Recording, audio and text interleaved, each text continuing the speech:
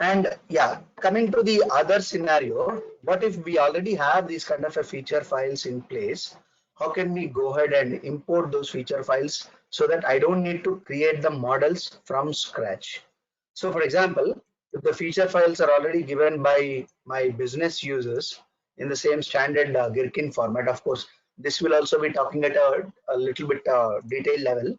So you can see this is a sample feature file wherein the business user have given me at a very detailed steps, like this is the URL that needs to be entered and all those things.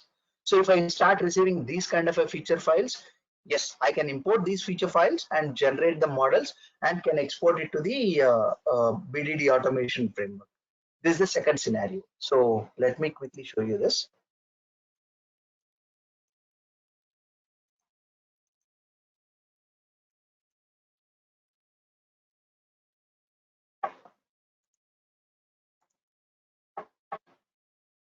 So instead of creating the models from scratch, right?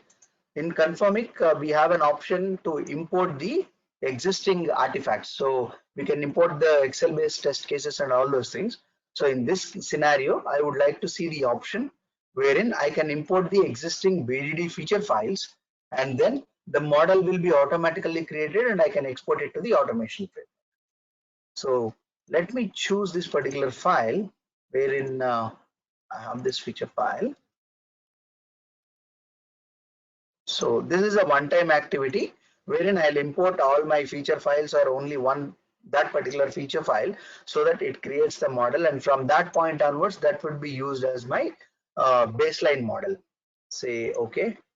Now once you can see that the feature file is successfully imported, now if you go back to the model, it automatically created one kind of a flow diagram here.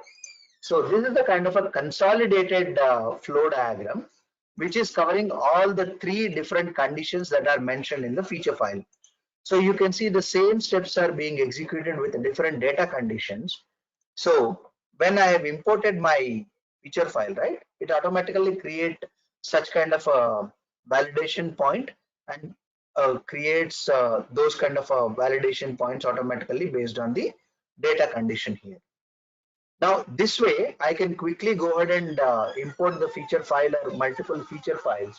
And one more option available is like if there are scenarios which are duplicated in the multiple feature files, those I mean, I'll be able to get a report saying like, okay, this scenario is a duplicate one and it has been deleted successfully. Finally, I'm going to get end-to-end unique scenarios into my model. Once this kind of a model is created, rest of the steps will remain the same.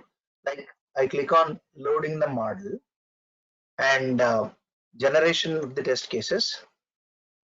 So once the test cases are generated, I can quickly review the test cases also to make sure whether I've got the equivalent number of test cases or not, or scenarios, and then I can continue with exporting this output to the same plugin that we have used, and I can generate the automation scripts also from the model. So this is one more scenario wherein I can reuse the existing artifacts. I can jumpstart my modeling activity by importing these artifacts, and I can quickly run towards the generation of the automation artifacts also.